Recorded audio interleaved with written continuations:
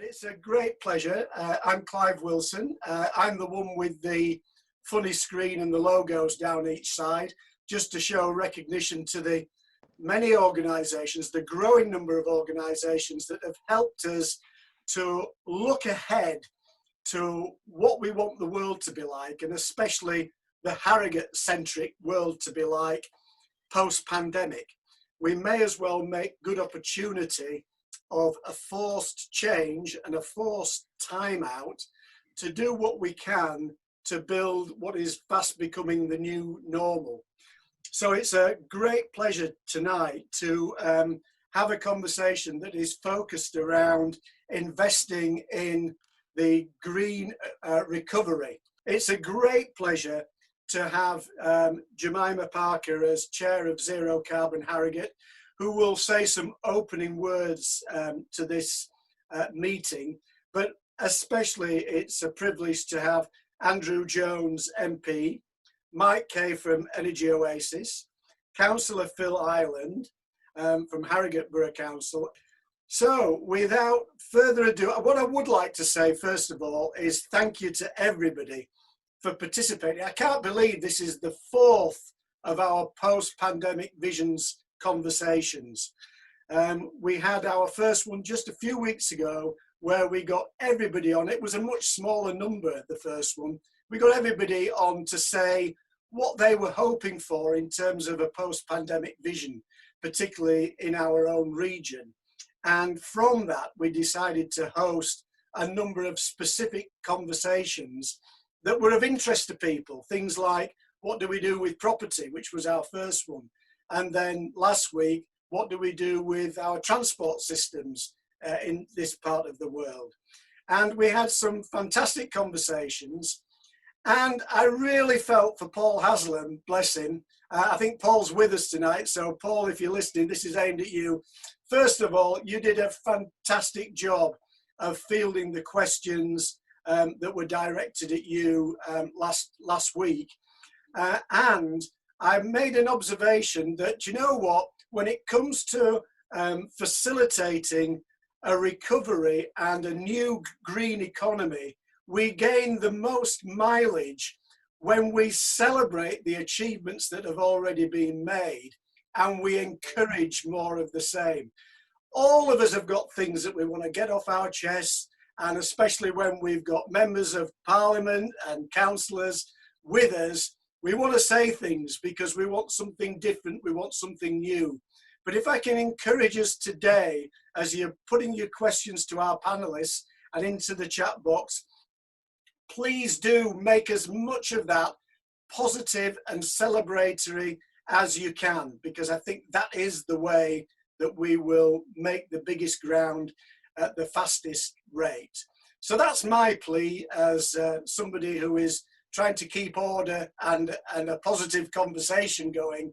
I think without further ado, what I'd like to do is to hand over to Jemima just to say some opening words, introduce herself for those of you that haven't met her, and also to speak just her thoughts about how we invest in a green recovery. Jemima, over to you.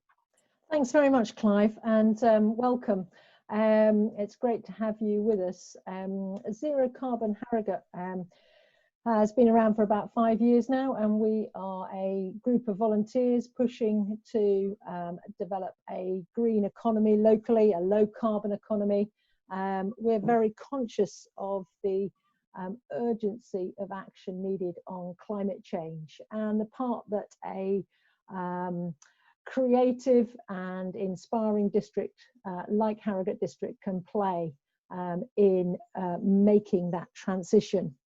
So a green economy, well, COVID-19 in a way has been a very acute emergency, and rolling up behind it we have the chronic emergency of climate change. And so as we pull through this very difficult time, we are going to need to see huge investment to drive our economy forward. And all the research points to the fact that green jobs, green investment actually yields a larger proportion of returns. Research tend to indicate that you get about 20% better return for your money in green investments. So green investment shouldn't be seen just as an advantage for our climate, our environment, but also for our economy too. So for me, there are kind of like 5 top things, and I'll just spin through these, and then I'll let the other speakers get on, and they can talk more on the details maybe. I would love to see a huge push from the government investing in retrofitting our homes. Our homes have been very poorly underinvested in terms of reducing their emissions from energy use. We're wasting a huge amount of energy creating emissions from that wasted energy because we have a poor thermal efficiency of homes. So helping us to power down, helping us to use less energy by investment in retrofitting homes, and that being for the private as well as the rental sector. And the rental sector particularly would help with the levelling out programme as well, the levelling out agenda. Clearly powering up, we need to come off fossil fuels, and we need investment in renewable energy. So solar, wind. The government has recently agreed to go back to allowing onshore wind, which is the cheapest form of generation. So onshore wind as well as solar and battery technology. These are industries that are very job rich, so that would be beneficial for us locally too. Investment in ecosystems resilience, so building in natural climate solutions with additional tree planting, changes in our agricultural systems, so that we can capture some of the carbon and prevent emissions from agriculture too. All of those things need education and training, and we are going to need some major investment there. So our local colleges, Harrogate College, our schools, Leeds College for Building, our local universities, again, investment needed there. And lastly, keeping things local, I would love to see a Yorkshire pound that enables us to spend our money locally and ensure that we are thinking about our local economy. So something with a white rose on it, a Yorkshire pound. Fantastic. Well, thank you so much, Jemima. I was kind of expecting you to say everything on your list, and then you hit me with the Yorkshire pound. I'd never thought of that one. So fabulous. Well, without further ado, I'd like to go to Andrew Jones. So Andrew Jones MP is joining us from Westminster. So Andrew, if you would like to unmute yourself, and by the way, if you do need to go off and vote, because I know that you could be called, feel free to leave us. We won't take it personally at all, but we will build on whatever you say at the moment. So that's why we're getting you on first, so that you can leave us if you need to do. So Andrew, do unmute yourself and introduce yourself as you wish, and speak to the subject of investing in a green recovery. Well, good evening, and thank you very much for this opportunity. I am in Parliament right now. We are discussing the insolvency bill today, and it's possible there could be a vote. I don't think there will be, but you never know. So if I do dash off, a bell will ring, then I will go, and I'll apologise now if I have to do that. Now, there are many elements to the topic that we have today. So I'll just cover quickly what I think the main areas are in my remarks, if I may. The first thing is that this is a dreadful period for the world. We're having the worst health crisis for 100 years, and that's leading to what may be the greatest economic crisis for generations too. Now, the scientific evidence is obviously that we have passed the peak of the virus, so we can look at restarting parts of our economy, but only doing so cautiously. The key thing here, I think, is that this pandemic will change our society. It will change our society, certainly short term, and probably long term too. And that presents us with the opportunity to shape what the future looks like.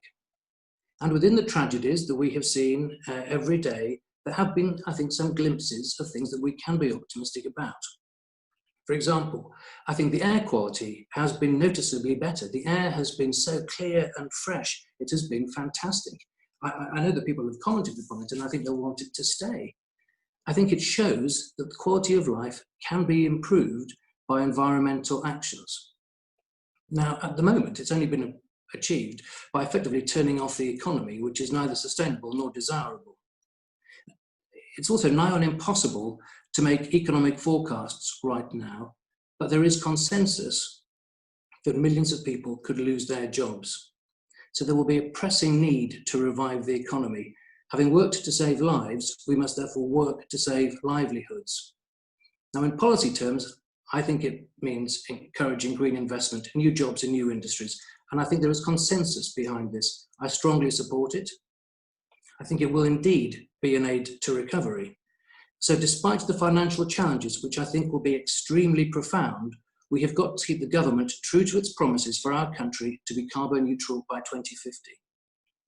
Now, I know this is central to the government, but with all that is going on around us and with job losses potentially on the horizon, it could very easily be blown off track, and it's easy to defer when the future is unclear.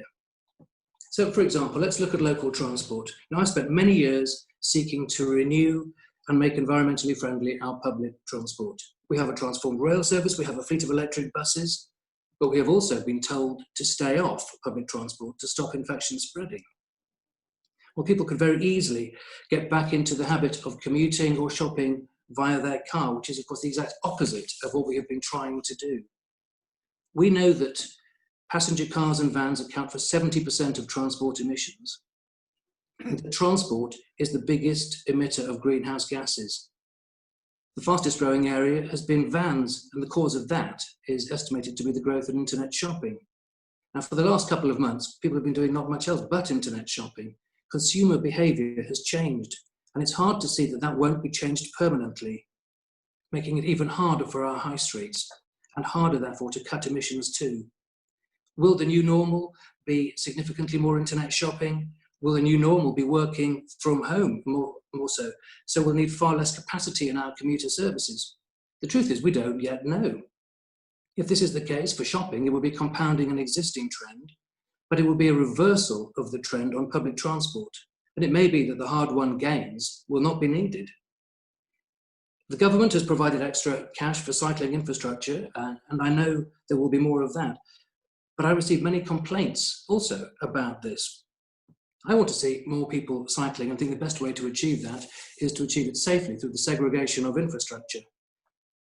If we look at making our town centres greater places to live and work, then I think we'll need more space for pedestrianisation and cycling.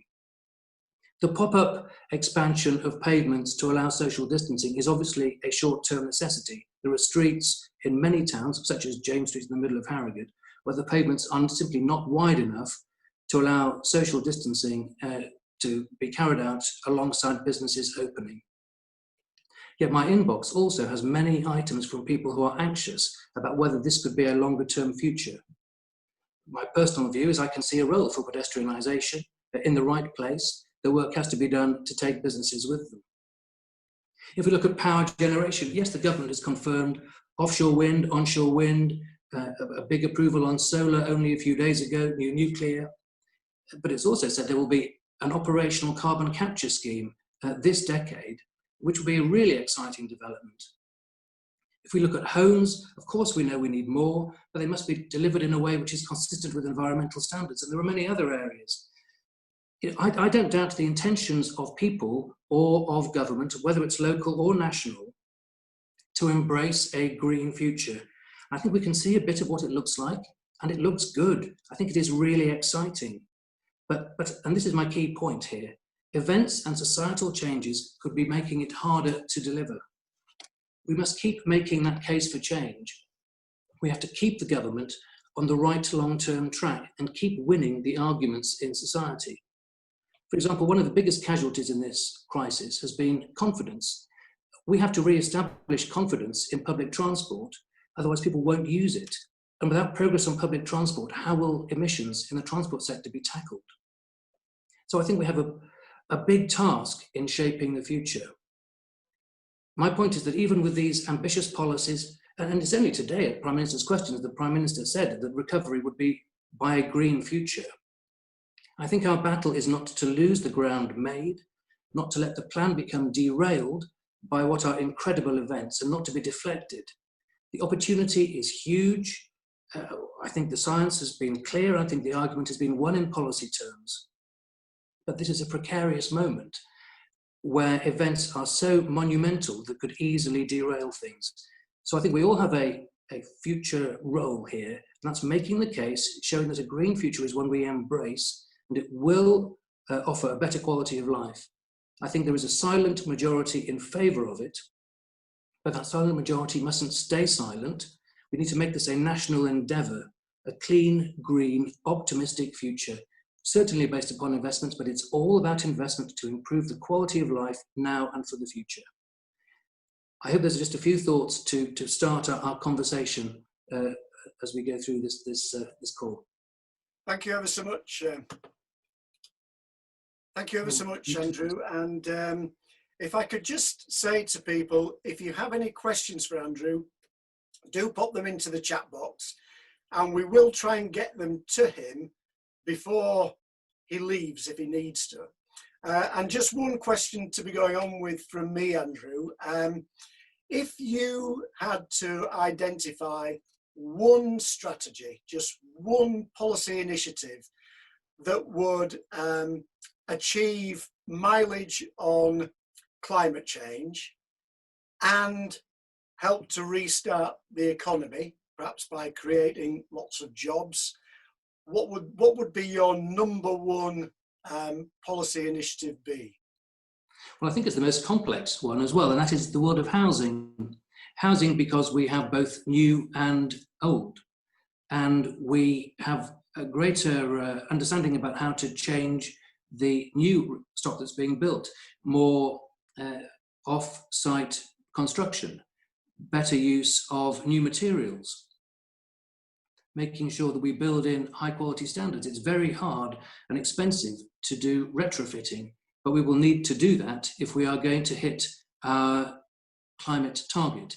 It involves millions of households right up and down the country. We've had a series of initiatives. We had the Green Deal under the coalition, ambitious, optimistic, ultimately not particularly successful. So it's very hard, I think, for us to deliver this, but the opportunity is profound. One, again, that will touch a lot of people, of course, will be electric vehicles. We're going to be seeing a huge change in the way we travel. I think the point about clean air, which I made in the opening remarks, I think it just shows how much pollution there has been. And if we can get rid of that by a wholesale embracing of electric vehicles, then I think the opportunity is profound. So things that are right at the heart of people's lives, their homes and their cars. Well, thank you for that. And I do want to bring the other panelists on, but I also don't want to lose the opportunity to ask you a couple of questions, Andrew, before you disappear, if you have to. I might not be disappearing, actually, but well, I hope that's the case, but just reading the comments and they're flooding in, but two things that I think are grabbing people's attention. One is, and I think it's a common fear that many people have, is about the date of 2050 for reaching net zero. And one or two people have said it's not soon enough and we should be aiming for 2030. Can you speak about that? What are your thoughts on the target date for hitting zero carbon? If it can be achieved earlier, that will be a very positive thing. But the changes that we have to go through in our society and our economy are so profound, it will take some time. So we have an independent committee on climate change, which has been talking about how we will do this and by when we will do it. They've been basically saying that 2050 is a realistic target. If we can make greater progress, who wouldn't buy it? I certainly would. But it's not easy to do. No, it isn't. And I think one of the things that encourages me as I go about this work is that when individual people or individual companies or individual towns, it's much easier for them to commit to something like a 2030 or a 2040 target date because it's in a very manageable, discrete chunk. What are your thoughts about encouraging those that want to be the leaders in this to go for an earlier target date and celebrate those achievements? I would strongly support that. This will not be achieved unless decisions are taken by individuals, by companies, by councils, by governments. It is a great national endeavour. It has to be a collective enterprise. And if people can go further, faster, then we should be supporting that and celebrating it. Completely agree. It will be a mass of individual decisions which will collectively bring change. Great. Well, there are more questions flooding in, Andrew, and I would encourage you to have a look at them in the in the chat, and we'll come back to you shortly. So, in the meantime, let's go to Mike Kaye from Energy Oasis. He's the second listed in the blurb. So, Mike, would you like to introduce yourself and speak to the topic? Yeah, hi, my name's Mike Kaye. I'm the Managing Director of Energy Oasis. We are a business that, wherever possible, tries to help our clients get to a net zero carbon position within their properties. I'm very, very, very excited about the future. I think that the pandemic, whilst it's had obviously many serious effects on people's health, and sadly, quite a number of people have died. What it has done is it's shown what a dramatic shift you can make as a population to the environment and also to things that are very important to us. So obviously air pollution is a very large thing. If we look at the quality of the air that we have now, for people who've got breathing problems and stuff like that, it makes life a lot easier. What I would really like to see is some sort of local plan where we capitalise on this period that we've had to be able to, really change things very, very quickly. And I'd like to see that continue. I'd like to take away the obstacles that stop people looking at putting in green energy solutions.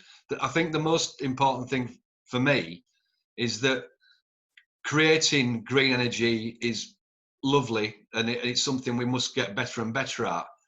But energy reduction is significantly easier to do in large local authority estates, also in private companies. And my sort of uneasiness around the funding models that are available to us at the moment is that most of that money is coming from private equity that's either based in the US or China or the UAE. And the thing that I struggle to understand is why people in the United Kingdom don't invest in our own infrastructure. I find that quite a difficult thing to understand.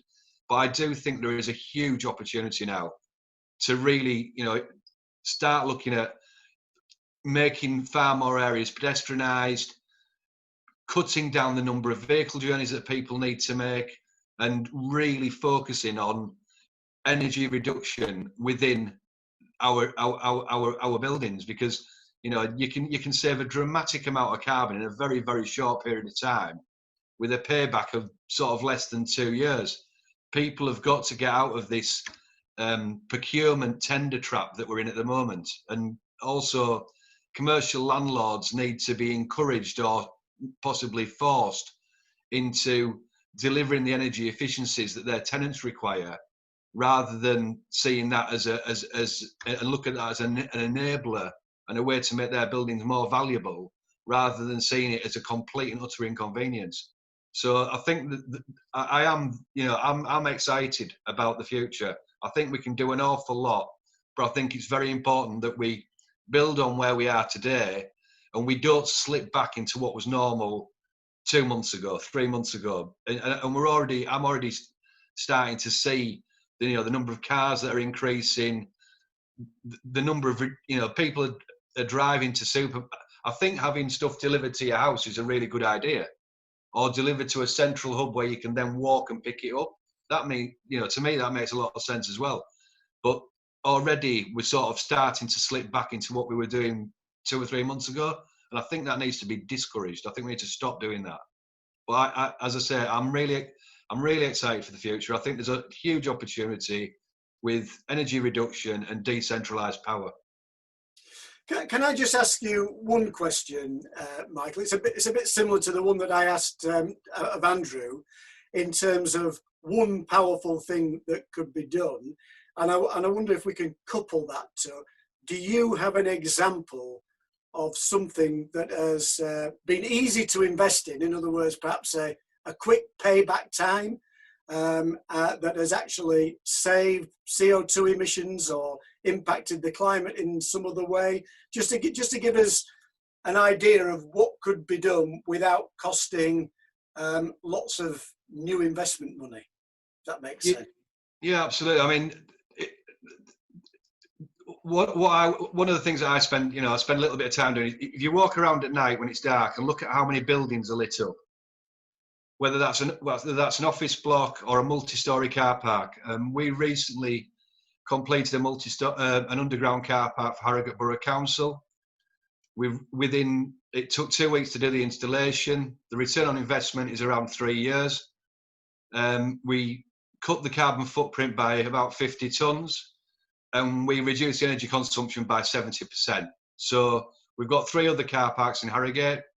Fortunately, they're not underground. They're multi-stories. They've got lots of natural lights. The energy saving in those would be around 85%, and you'd get so those are the really quick wins.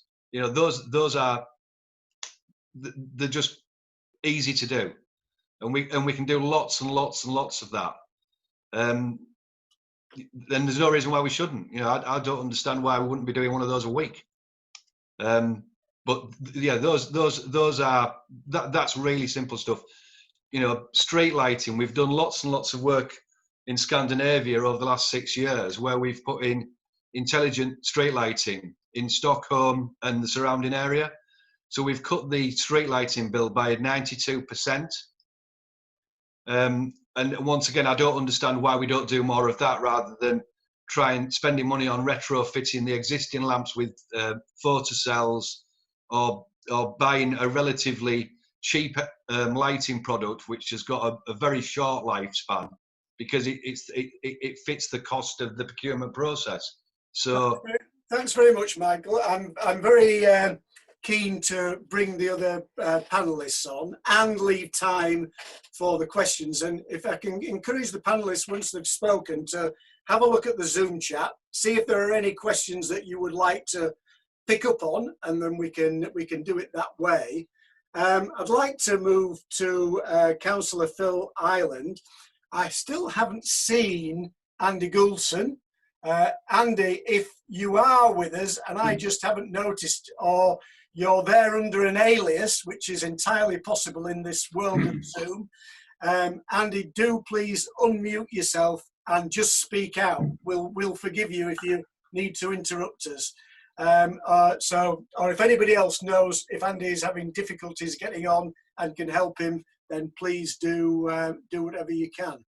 Pause for a moment just to see if Andy speaks. No? So in that case, let's go to Phil. And again, Phil, if you could introduce yourself, thank you for joining us, and speak to the subject. Thank you, Clive, and good evening, everyone. Thanks very much for inviting me to this virtual meeting on post-pandemic visions and investing in a green economy. For those of you who don't know me, my name is Councillor Phil Ireland, and I'm Cabinet Member at Harrogate Borough Council for Sustainable Transport, which encompasses things such as air quality, carbon reduction, active travel, and other transport initiatives. I'd like to start my presentation, if I may, with a general overview of where we are at the moment. Andrew mentioned a few things, as did Mike, which are pertinent to some of the things I'm going to say regarding what Harrogate Borough Council are currently doing and what we have achieved, building on what you said at the top of the meeting, which was let's talk about some successes as well.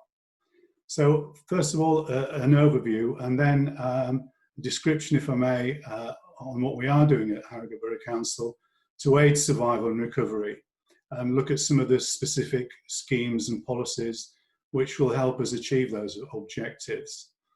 Again, as Andrew said, it's obvious that the impact of COVID-19 on the world has been drastic.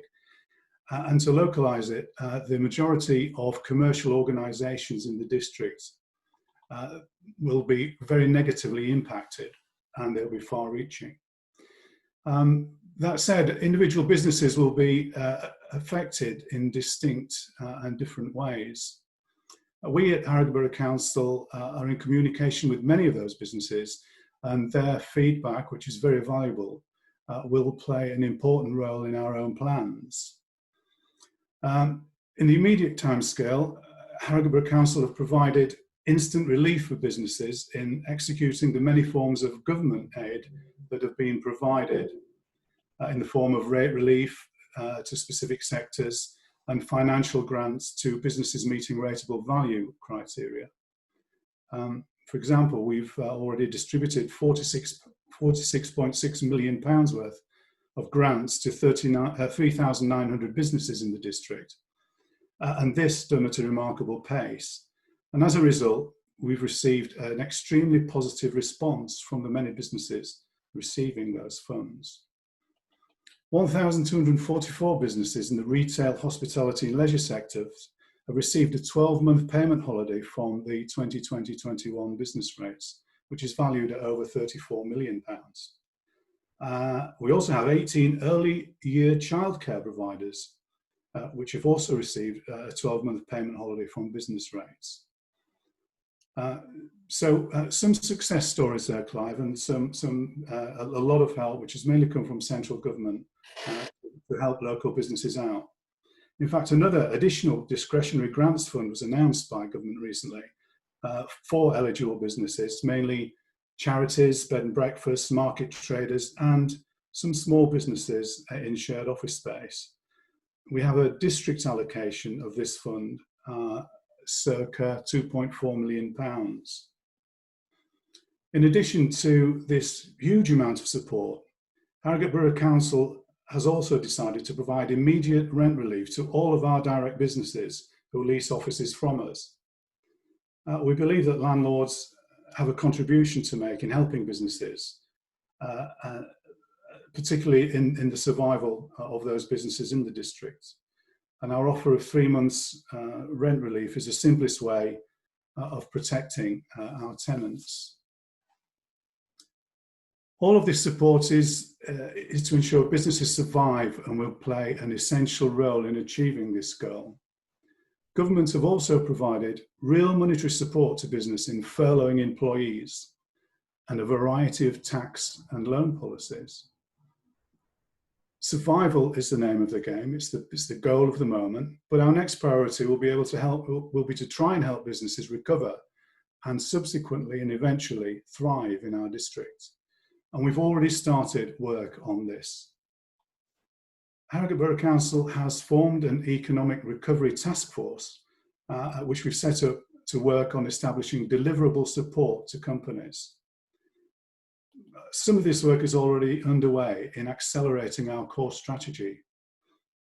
We've received national funding under the Transforming Cities Fund, which is designed to deliver transformational new infrastructure and help create a step change in sustainable travel across the district, which is essential into reducing reliance on car travel and meeting our commitments on becoming a net zero carbon district by 2038. So we're ahead of the curve on that one.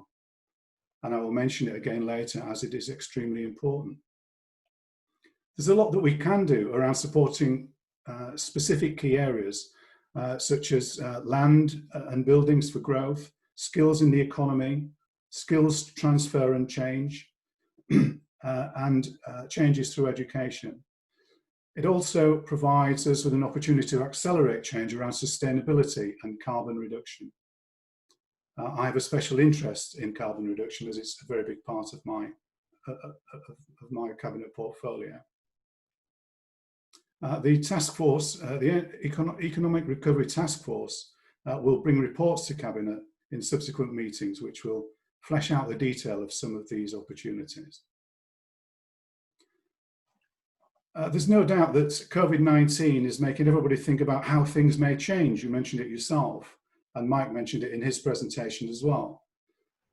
This potentially accelerates the pace at which we need to adapt, and Harrogate Borough Council are already thinking of how to respond to these changes and ensure that we thrive, having played a major role in providing immediate support to ensure business survive, recover and thrive. So to reiterate, COVID-19 is inevitably going to have a significant economic impact globally, nationally and locally. Each local economy and its business community is distinct and has its own needs. Harrogate is no different. Our focus is on building a deliverable recovery plan that is right for our distinctive district economy, with practical solutions to help mitigate the economic impact of COVID-19 on the Harrogate district. We all know that there will be a real need to support businesses and help people to access new skills and jobs and get people safely back into our town centres. Our plan will include locally tailored actions that can be delivered quickly to support the process of reopening the economy in the coming weeks and months. And it will also include longer term measures which harness the opportunities to rebuild our economy in a sustainable and resilient way for the future. We're working locally with businesses and stakeholders to develop a plan that is right for the Harrogate district. And we're also engaging with partners across a wider economic geography to maximise collaborations and consistency wherever we can. The government's COVID-19 recovery strategy, the plan to rebuild, is a roadmap for reopening society conditional on passing 5 tests, which, having read the documents and listened to the daily reports, I'm sure you're all familiar with. As part of our own recovery strategy, we're working closely with our colleagues at North Yorkshire County Council as the Transport Authority, which is where the majority of government funding is directed.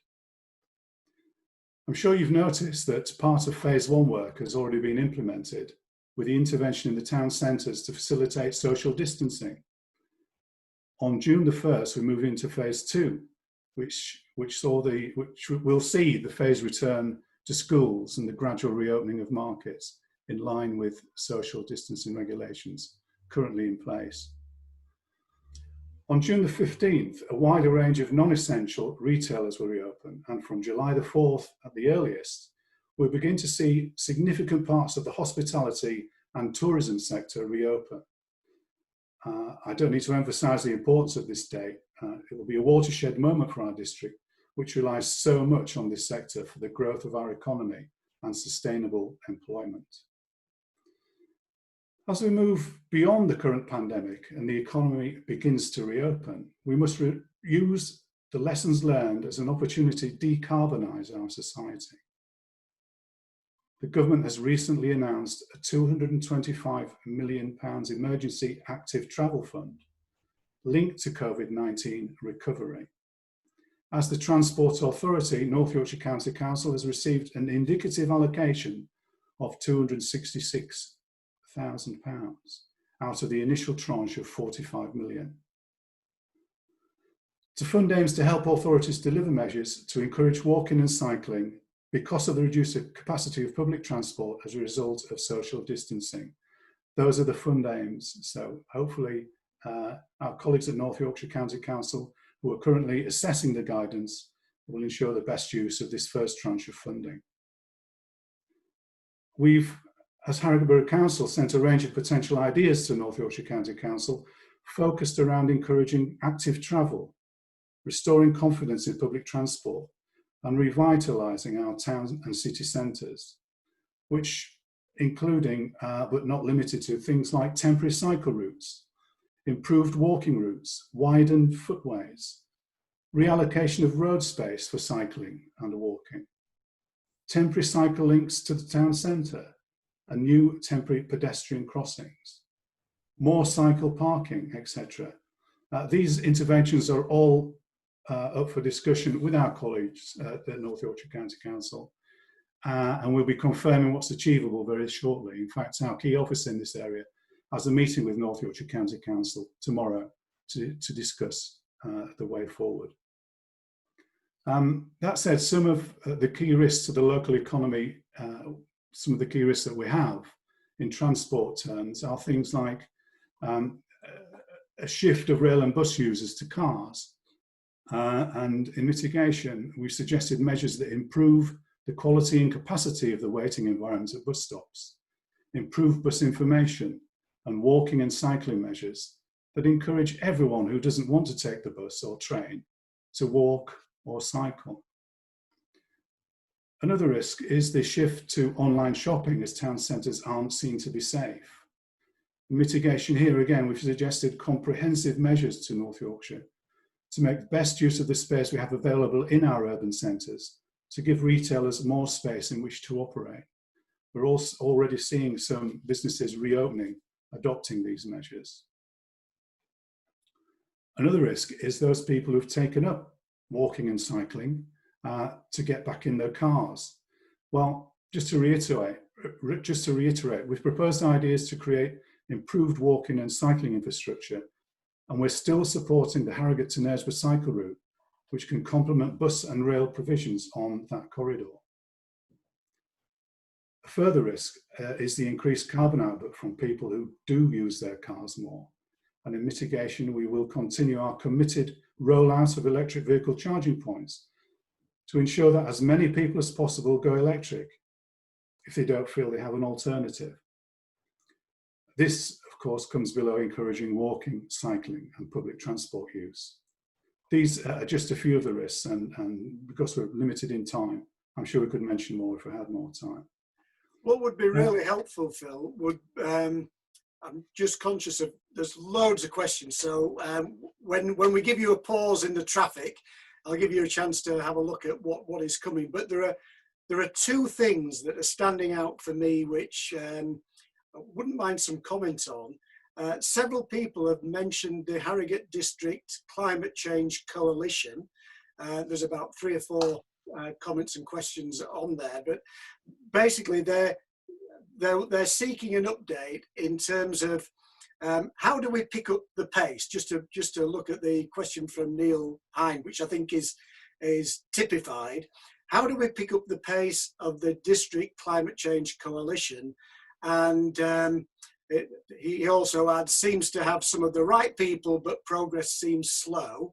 So with that in mind, I then couple to it some of the things that Mike said about how rapid progress could be made by investing in energy saving in buildings and infrastructure generally. You know, it seems to me that if, as Mike says, that we get payback in a couple of years from investing in energy saving, seems kind of an obvious thing to do and save lots of CO2 emissions at the same time. So just those things, if you could speak a little bit to the Harrogate District Climate Change Coalition and its work and how to pick up pace, and also maybe how we capitalise on some of these infrastructure projects that will save CO2 and pay back the investment in a very short time.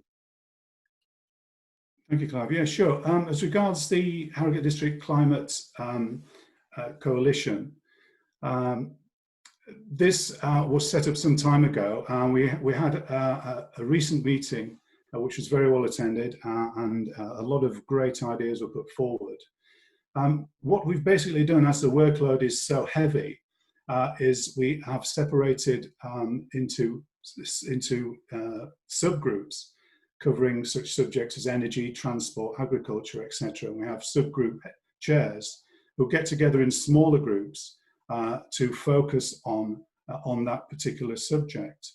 The findings and suggestions are then presented at the Climate Coalition main meetings, of which, as I say, we've just actually had one.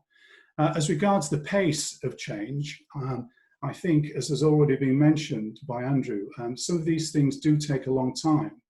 I have, the group has, all have signed up to and agree that we have the same objectives as regards reducing carbon emissions, etc., and all other subjects that we discuss on a regular basis. However, although the objectives are the same, sometimes the timescales are slightly different. I feel, again, as I've already mentioned, that Harrogate Borough Council have done sufficient in our own carbon reduction plans and success rate to get ahead of the curve on the rest of the country, or most of the rest of the country. And we have committed to reaching our net zero rate by 2038. So I think that is very much a positive.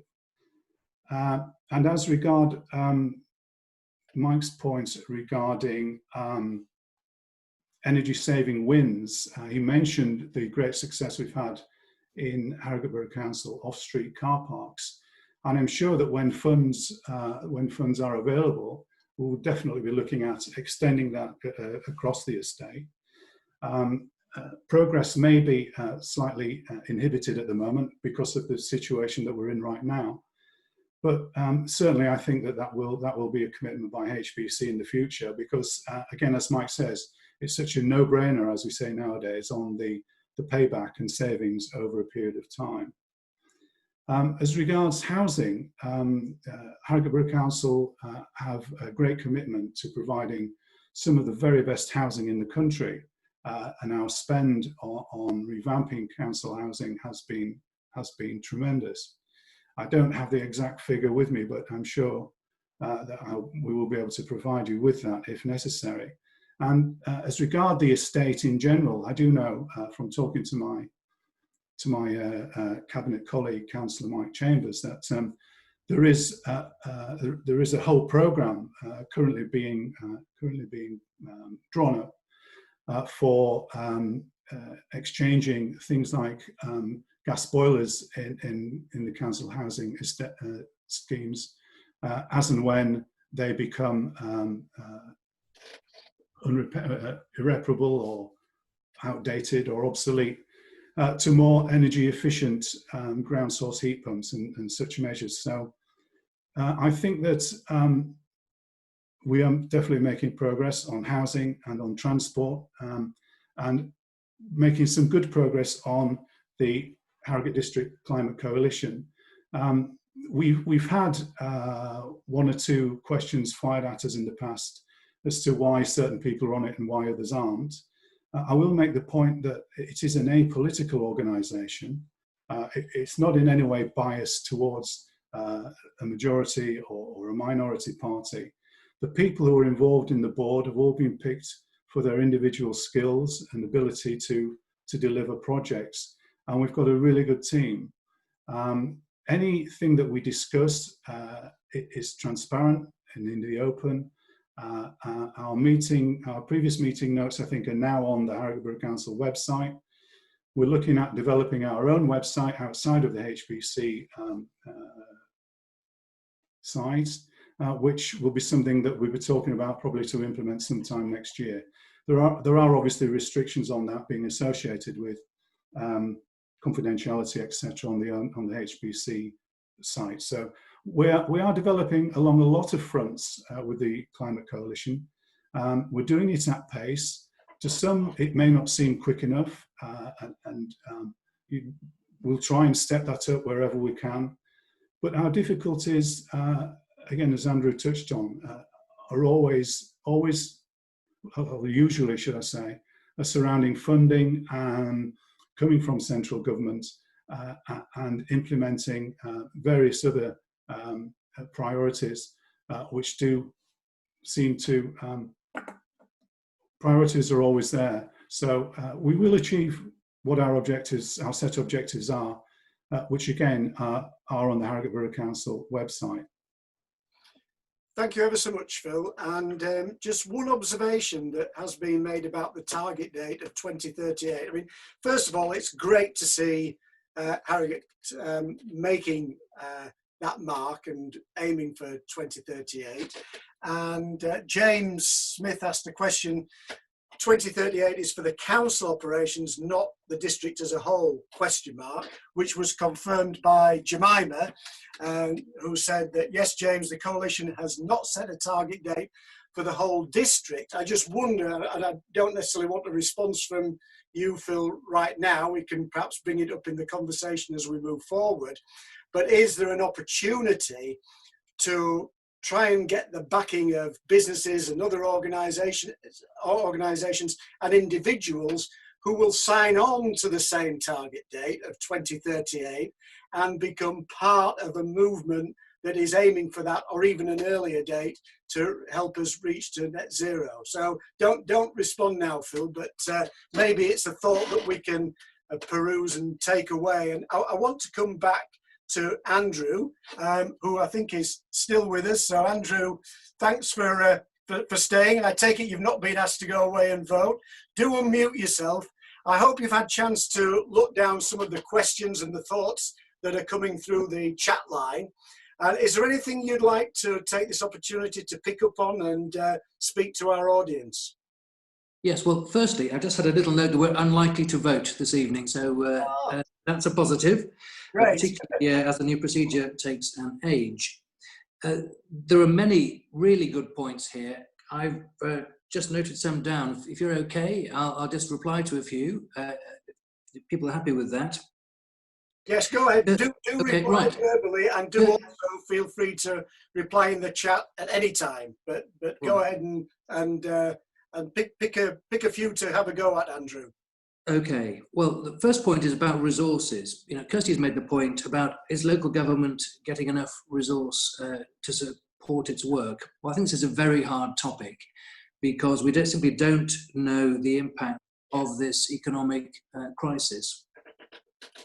We do know that local government is incurring more cost and that the local government tax base is not secure, particularly through things like business rates. If you look forward a couple of years, they've also lost trading income, by which I mean things like swimming pools or gyms, etc., and parking, of course, as well. The local councils, North Yorkshire and Harrogate, think that they will be down 60 and 15 million pounds each during the course of this. So that's quite a significant financial hit for them. They are getting more resources coming in, but of course we don't yet know the full impact. Quite a few points on electric charging points. Absolutely. Lucy, does it need more, do we need more around our town and area? Yes, of course we do. No question about that at all. Most people charge at home, of course, but there'll be a lot of people who do not have the capacity for off-street car parking. Therefore, we need to have means of on-street charging in regular way. We know that this is going to cost quite a lot of money, but I don't think the question can be ducked. And it's in the government's manifesto anyway. Quite a number of points about building standards. I know that there is a lot of work taking place within the DCLG, and I do anticipate a government announcement on this soon. I think the timing has been a little bit delayed over the past few weeks for fairly obvious reasons, but I know that the work is taking place on that. Malcolm and Gia mentioned the local plan. I know that there are chapters in the local plan dedicated to climate change and also to the natural environment. So is this something which is being considered on a local basis by the Borough Council? Yes, it is.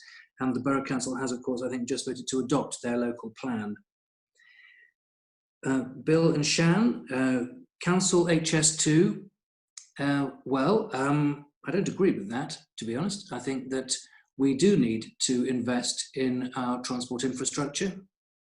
We have not built a railway line north of London since the reign of Queen Victoria. The economy and the population base is obviously transformed.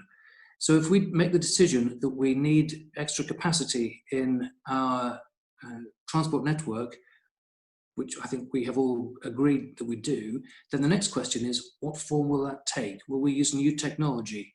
And the new technology is high-speed rail. So yes, we need it. I recognise that it does mean that some individual landscapes will be damaged by this, some woodland lost. But I think we need not just HS2, but we also need Northern Powerhouse Rail, which is effectively the Cross-Pennine rail service, alongside other rail. If we're going to get people out of their cars in the long term, remember we're thinking decades here, not just thinking over the next couple of years. We're still trading on Victorian infrastructure. So we have to think long term about this. So I think we need to press on with HS2, but do not think that we can only solve this problem by with a big, great project. It comes down to local rail as well as national. Graham mentioned cycle lanes. Well, I'm all in favour of encouraging cycling, and indeed one of the biggest barriers to people cycling, this is the research that I have seen, is a concern about safety. And the best way to address that is to have segregated cycle infrastructure, so it is separated from traffic. There's no doubt that it is clearly very unnerving for cyclists and HGVs to be together. Separate them wherever it's possible. It will help with safety, and particularly thinking about safe routes to schools. We have a proposal, obviously, that the Ockley Road cycleway will be built. It's a bit contentious. I've certainly had a lot of people arguing that it should not proceed, but I think it should. Ian has made the point about cycle storage, and yeah, people will need safe storage for their bike when they come into town or go to a transport hub. I have to say, this is sort of slightly preaching to the choir here, because I've, as a minister in the past, have put money into cycle rail policies, effectively making sure that there were good cycle facilities at railway stations, encouraging people to bicycle to the station and then catch the train on from there. So yes, you're clearly right on that one, Ian. That's quite a few questions answered. Do you want to let other people come in on this particular point? Thank you for that. What I was just about to say, Andrew, is that there are several questions, as you've identified, that you could answer and address. There is one that has caught my eye, so forgive me for interjecting and just drawing your attention to it. Right, far away. But it's an offer of help. So I'm always keen to jump on an offer of help. It's from Kirsty Hallett, who I know is a very keen zero carbon Harrogater, if there is such a phrase. And Kirsty has said, and it's for you, Andrew, and for Phil, it seems to me that people in this webinar are already better informed about green issues than the average resident. How do you plan to ensure that the local population understand the urgency and the importance of moving to net zero and the implications for changes to travel, housing, energy, all the things we've talked about, I guess.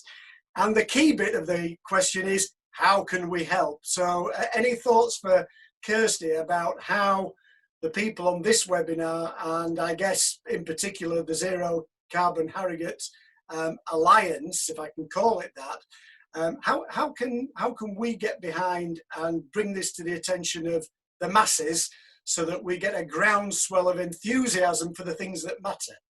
I'll ask you, Andrew, first, and then we get a comment from Phil, and then we'll go to Mike and Jemima, and a final word to those that want to say it.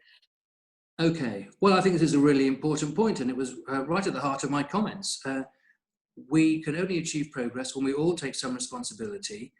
To make that happen, we have to win hearts and minds. I've no doubt that the people on this call, looking at the comments and recognizing some of the names, are motivated, informed, and really enthusiastic.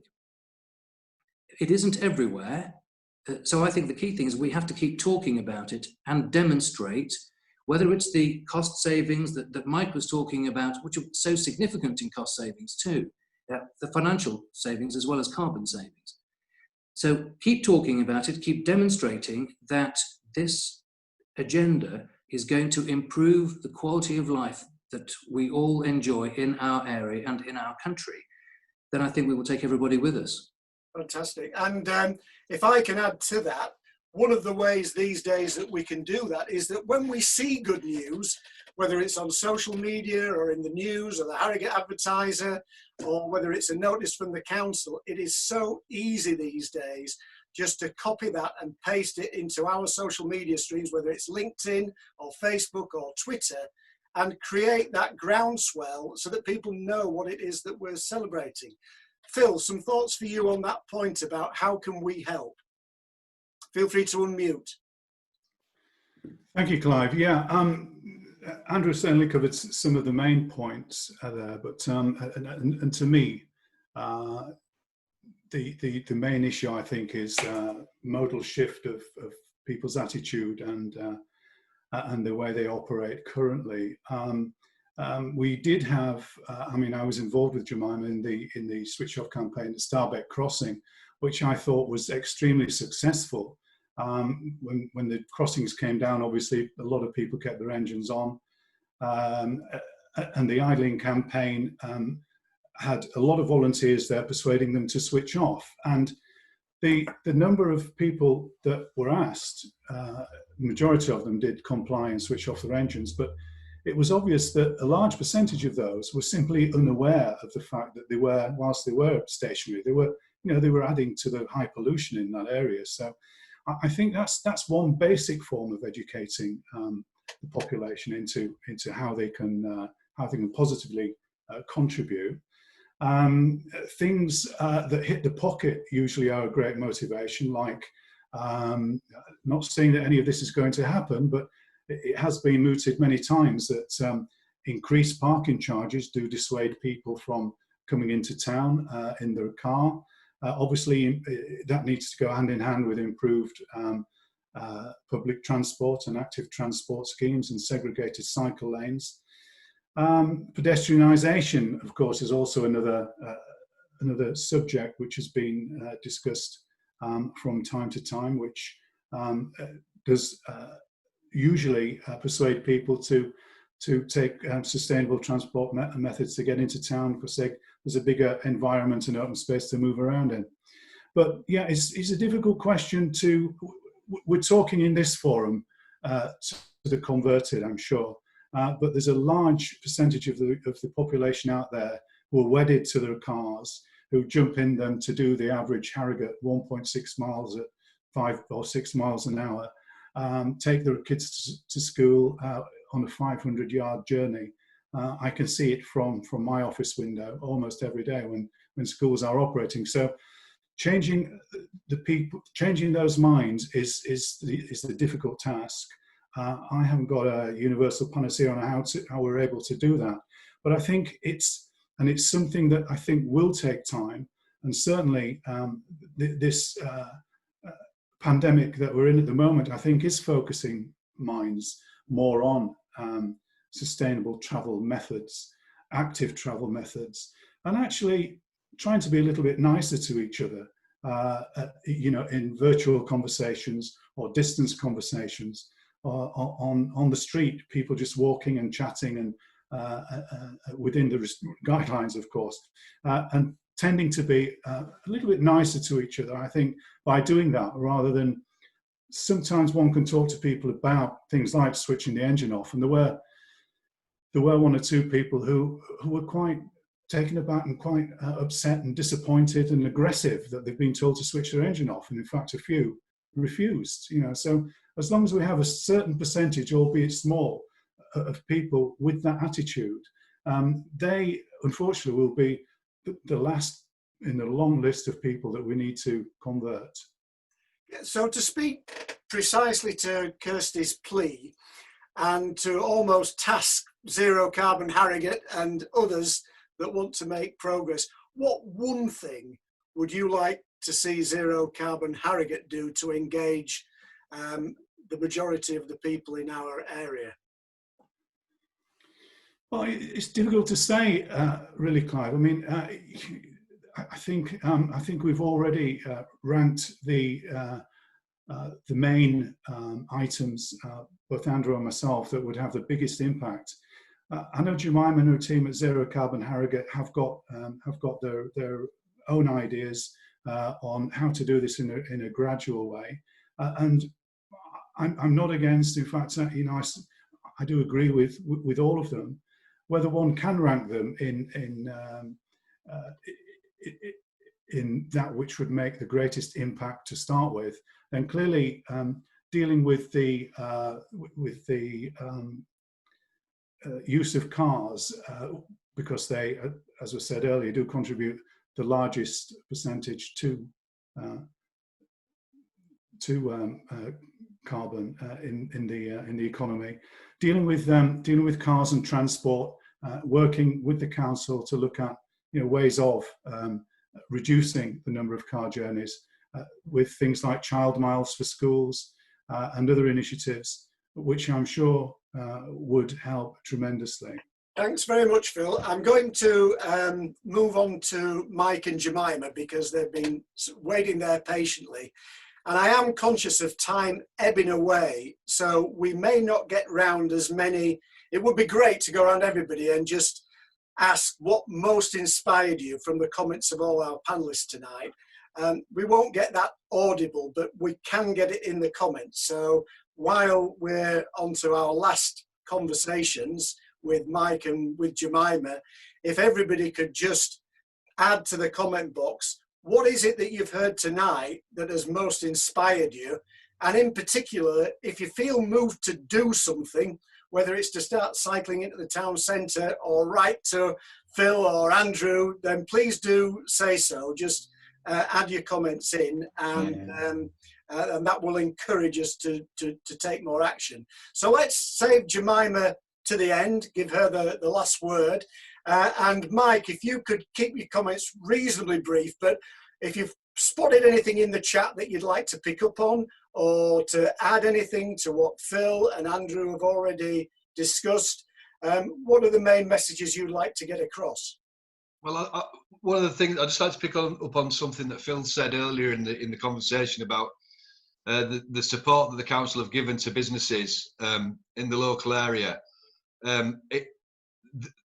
I can honestly say that from a business's point of view in Harrogate, I think that response was outstanding because they delivered the funding in a ridiculously short period of time. So I think from that respect, the council have been, they've performed really, really well. I think in respect to other questions, I think that Harrogate's a really quite unique place in many ways, and I would really like to see us build on making this a sort of showcase for the United Kingdom on how you can get an area to zero carbon. And I think within our within the Harrogate area, that's something that is really achievable if everybody pushes together. And also to pick up on another point that Phil and Andrew have both made is, obviously within this group on this call, there's a demographic of people, and you know, I'm 54, and I'm fairly sure there are some younger people on here than me, but you know, I've also got 2 teenage daughters. So when this whole pandemic thing started, you know, obviously we've been locked down. Now we're starting to get out of the house more. You know, the girls and their friends are walking everywhere. So, you know, before it was like, you know, Daddy, can you drive us here? And my usual response is no. Now they're voluntarily walking around because they've been cooped up for so long. They want some fresh air. So I think that something that we could do with Zero Carbon Harrogate is to get into the schools and to get the kids to really tell their mum and dad that they don't want to be driven to school anymore. You know, to make that process easier. And I think, you know, anybody who's got children, the pester power of a child is significant. So if we can encourage those young people to tell their mum and dad, we don't want to be driven to school anymore, we want to walk, and we facilitate within the area that mode of transport to and from school in a safe environment, then I think we've got, you know, we can really build on that, and we can do it very, very quickly. So that's sort of my thing there. I think we should make Harrogate into a showcase for the United Kingdom to show what you can actually do when you really focus your mind on reducing carbon and making it more sustainable, and to get that pester power of the kids to tell the mum and dad, look, you know, I want to walk to school or I want to cycle to school and it's safe to do so, so I'm doing it. And I think that would get rid of so many cars. It would make a huge difference.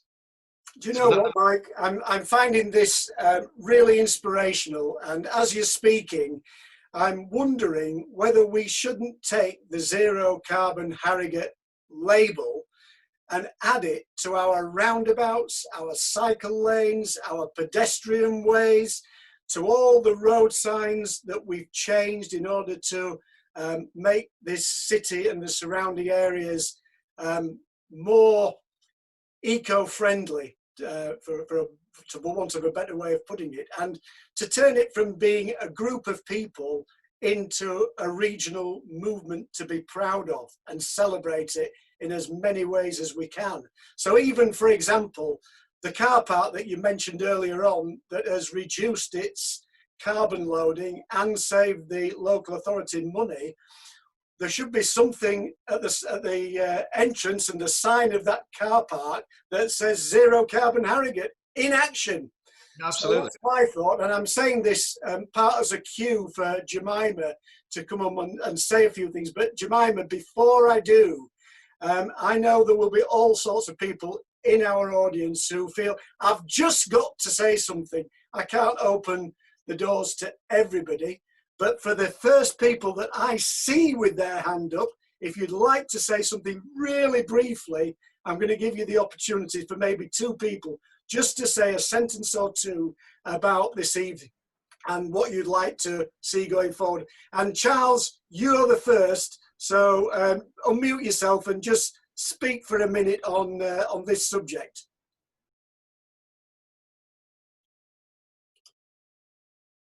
You'll need to unmute yourself. Hello, yeah.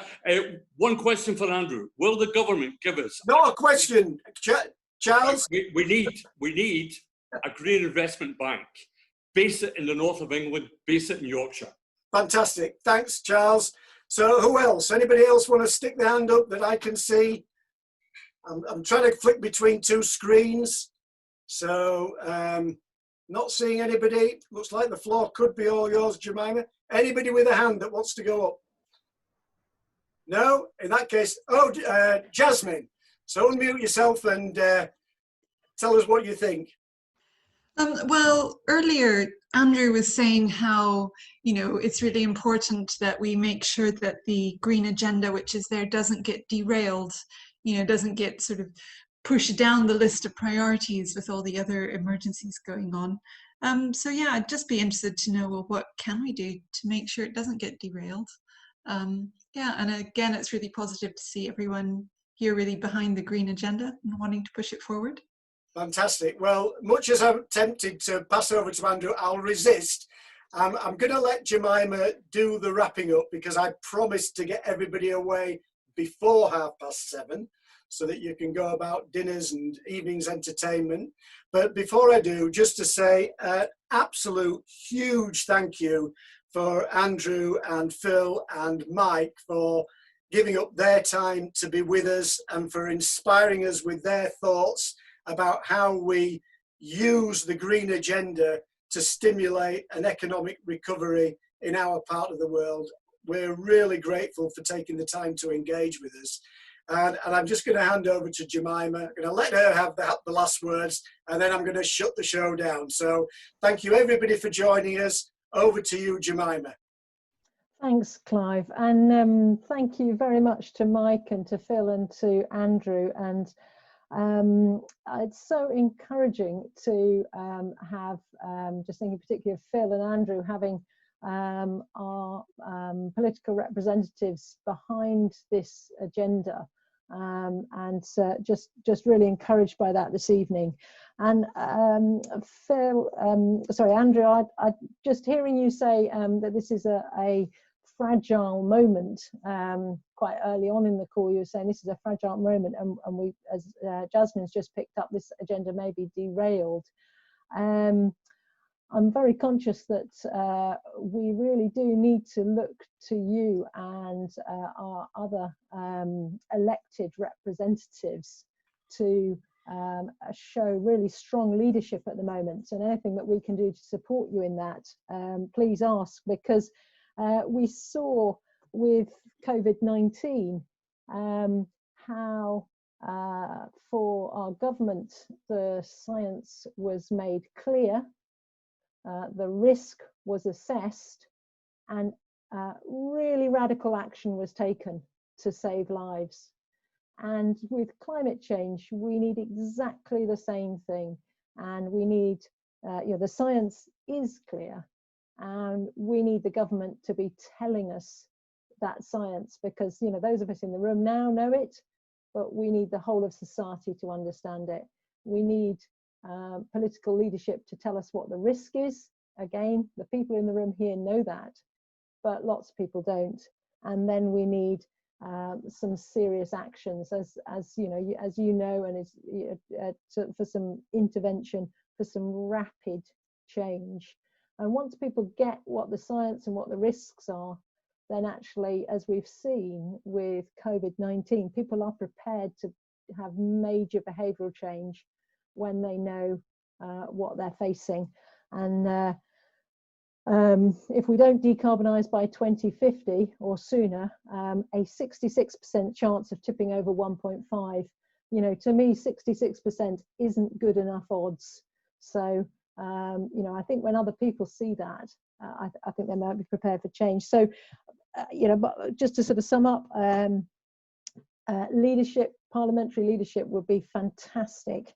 And then some of the things that we've discussed, I'm not going to go over the transport stuff because we had a whole webinar on that last week. But looking at a carbon tax, so that actually we start to reduce our carbon emissions and draw some revenue from that. That's something we haven't particularly discussed this evening. We've touched on the role of planning and how important that is, and Phil and I have started to have some conversations around that, and I know in terms of building new homes, but also in terms of retrofitting old, and in terms of the transport agenda, our planners are going to be really significant going forward. And just viewing all our policies with a climate lens, everything that local government, national government do would be fantastic.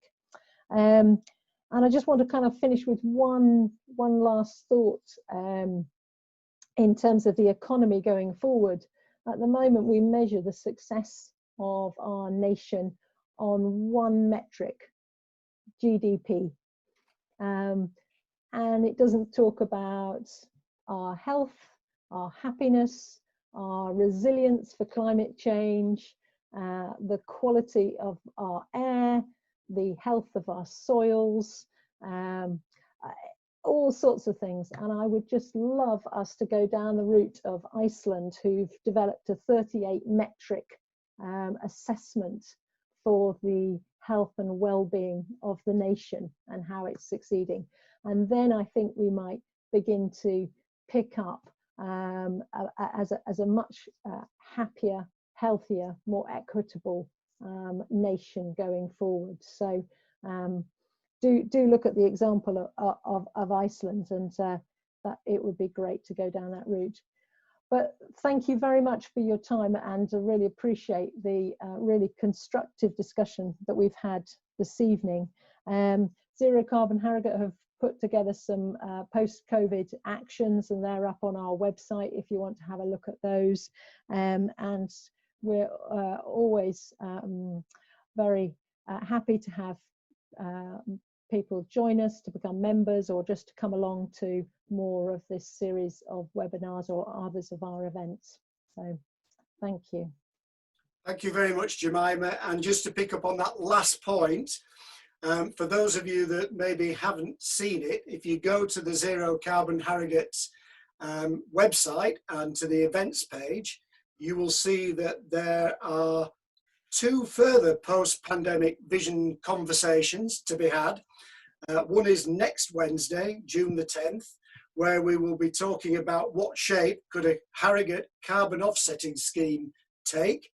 And an unusual one that maybe is worthy of some explanation, on June the 17th, we're looking at creative climate mitigation in Malawi. Now, you might be thinking, why Malawi if this is a Harrogate initiative?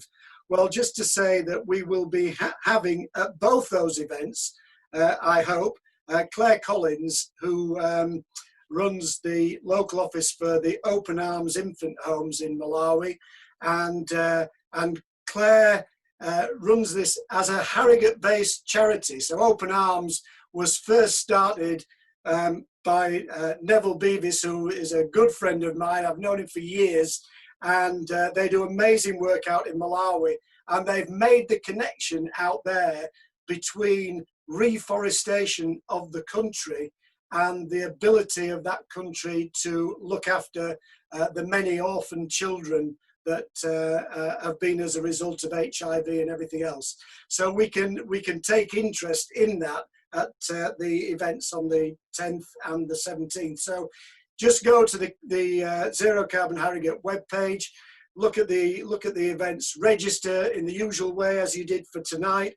And then beyond that, just to give you a heads up, we're going to morph this series, instead of it being a weekly event, which takes some keeping up with, believe me, we're going to morph it into probably a monthly conversation, which will go under the banner of Climate Forum, because we know how important the climate topic is to people in Harrogate, and it will be led in a coalition, forgive the phrase again, but it will be led as a coalition between United Nations Association Harrogate and Zero Carbon Harrogate, and involve local people. So please do keep an eye on the Zero Carbon Harrogate events page and the United Nations Association events page. They'll be the same events, but you can get the links to register at each page. So it's been fabulous being with you. We have managed to do it before 7:30. So I wish you a pleasant evening, and do join us again next week if you're able. Good night, everybody. Good night, Clive. Thank you very much. Thank you, Clive. Thanks, Clive. Thank you very much. Thanks, Mike. And thanks, Andrew and Phil. Thank you, Jemima.